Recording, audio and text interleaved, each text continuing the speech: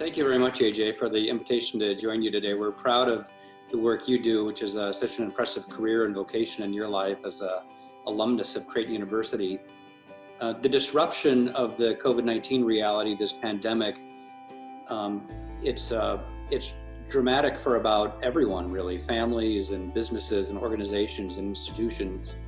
I don't think it's a stretch to say that the disruption in higher education is one of the most acute of those scenarios. That's not to downplay all the struggles people are going through in their lives, especially people who are losing jobs. But our reaction to have to close down our campus, we're a campus of 9,000 students, 2,500 live on the campus. We were in the midst of spring break when it became very clear that business as usual was not going to be possible. And so we started making decisions day by day, sometimes hour by hour within single days, to deal with this reality of shutting the campus down, but maintaining our academic continuity. And I tell you what, two things come to mind.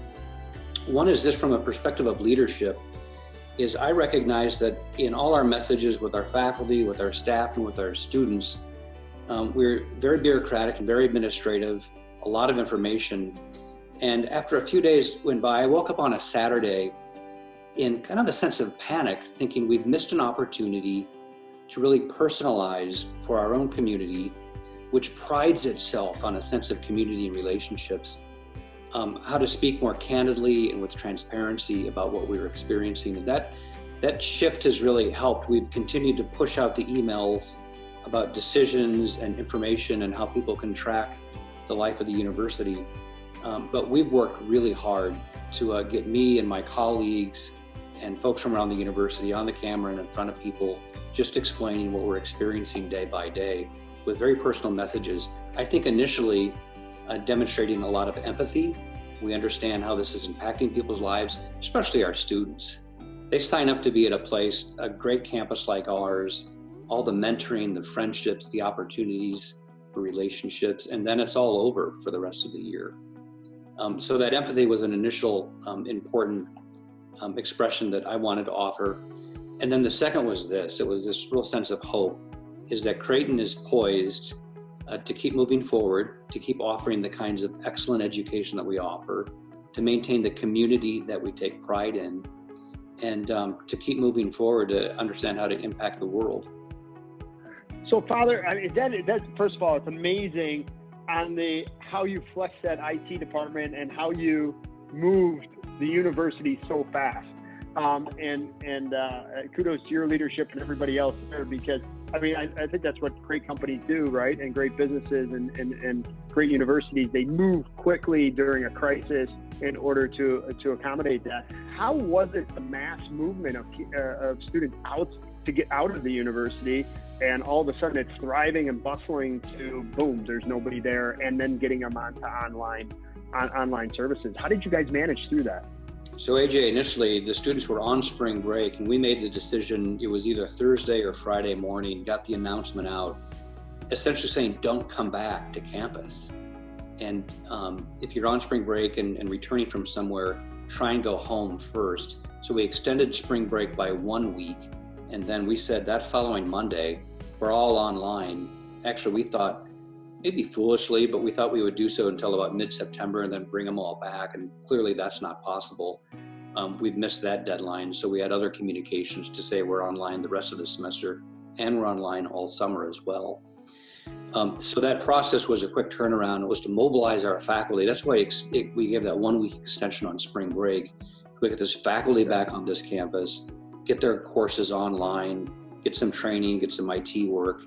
And by boom, on that next Monday, we were full throttle with our IT division and online learning. And we're still in that mode right now, and we'll be until August. So a birdie told me, I want to hear the story on this, about a binder. I want to hear the story about the binder. And I honestly, I've talked to a lot of leaders across the United States. We've interviewed a lot of leaders. And this is probably one of the most phenomenal stories I've heard in the 2 weeks and stuff like that. So I want to hear about the binder. I'll tell you about the binder. We've actually for a number of months have been trying to to better understand student retention and success. We have terrific benchmarks in retention. About 91% of our students are always coming back to the institution. The national average is under 75% for campuses. So retention's strong. We want to be even stronger. And so we named somebody to guide our retention and student success efforts. Again, part of that is that Creighton outreach, a very personal outreach to all of our students through mentoring, through undergraduate research projects, through internships. Well, as we set up this retention task force during this pandemic, we also said we have to connect personally with these students who are on these online courses. So I thought if my colleagues are going to do that, I'm going to do the same thing. So I got my staff together and I said, I need a picture, a phone number, the major, and the place where each of our undergraduates lives. And so they kicked out this binder that's like a cinder block. It's on the table behind me in the background there. And I just actually last week after Easter, I just started paging through the binder and cold calling our students on Monday night, Tuesday night, and Wednesday night. Took hours of time. Last week, I think I made 300 phone calls. I'm at 50% pickup rate. Otherwise, I leave a voice message. But I just tell them it's the president of the university.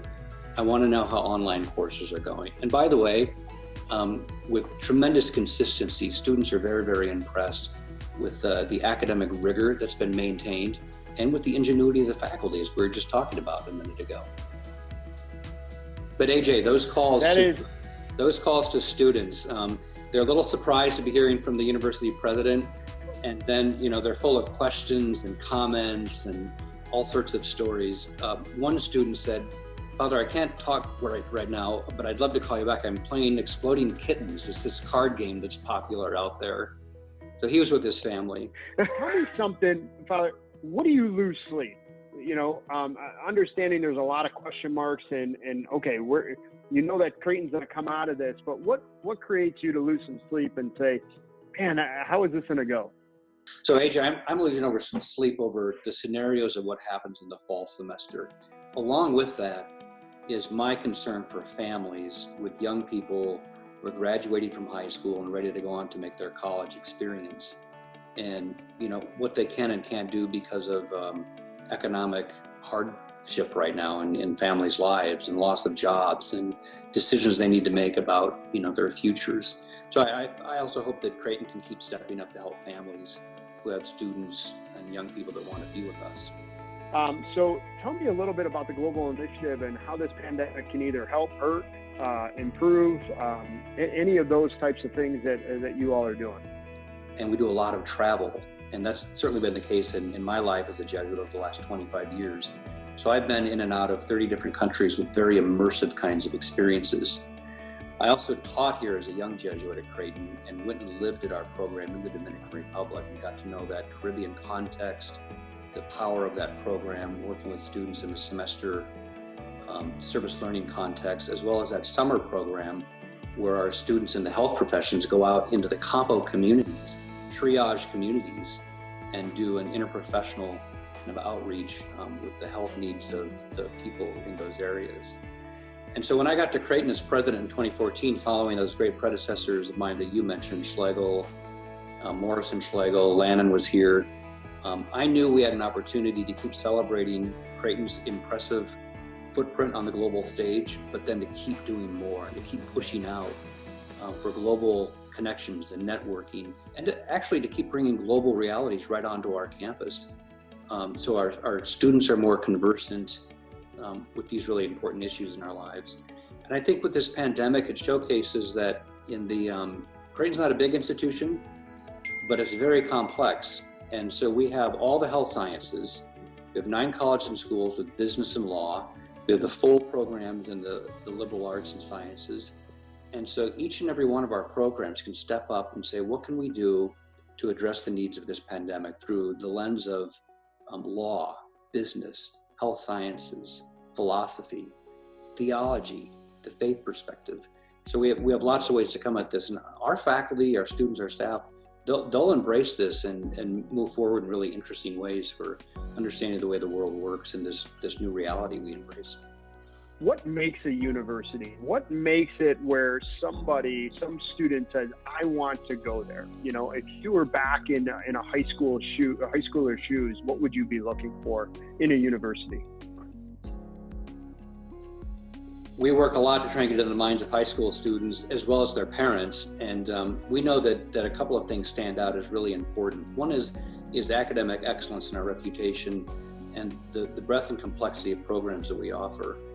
Students today are very, very interested in STEM programs and business and law, and we've got them all here at Creighton. Again, we're not a big institution, a daily community of about 10,000 people.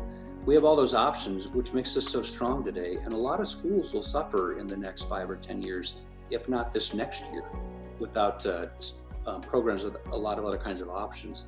So it's the breadth and the complexity of options for students to come here, to bounce around in those different colleges and schools and different disciplines to find their way, or to come here knowing they want to be a dentist or a doctor, a surgeon, a banker, a teacher, a social worker. We've got them all.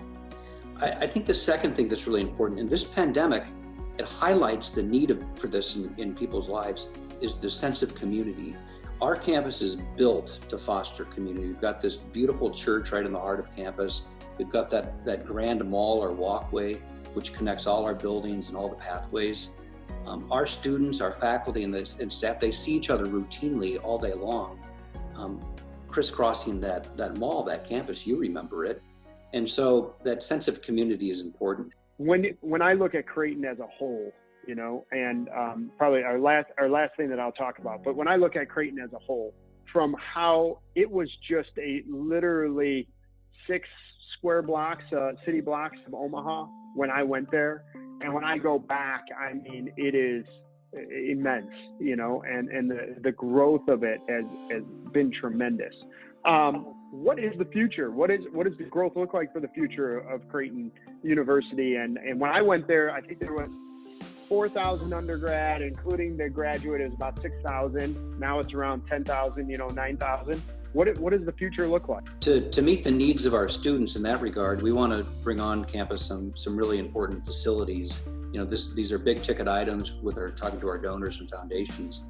A new school of medicine with an interprofessional education in the health sciences kind of reality that brings all those healthcare students together, but also celebrates the individual distinction and interests of those students. We have big dreams for an information technology center or a Creighton Commons next generation library. So we continue living in a very expanded footprint that we have and thinking of creative ways to meet the needs for the way our students live and learn on this campus. We're reshaping 24th Street as we speak. This is one advantage we're taking of this situation of the pandemic and the city being shut down, is we're ripping up 24th Street that you know very well, and it used to be on the edge of campus. It's now in the middle of campus. Yeah. And my dream has been to build a boulevard down 24th Street. So we're renovating 24th Street, maintaining those access points to the north and south, but we're going to bring some of our architecture out to the street. It's going to look terrific. Oh, that's terrific. That is terrific. Well, Father Hendrickson, I really do appreciate it. It is an honor, honestly, to not only to be able to go back to my alma mater and be a part of it, but to have you lead it and to learn from you has been amazing for me. And I will tell you that we will continue. When we see Creighton University on a resume, it always gets put a little bit to the top tier of that thing. One is, we're a dental group, so one is because we know the dentists are going to be phenomenal coming out of there. That's a given. They are well trained and everything. But even now, we're looking at as our company grows, our business aspects, all sorts of our business departments and stuff has been phenomenal. Learning from Creighton and all that aspect. So Father, I appreciate your time, and I thank you very much.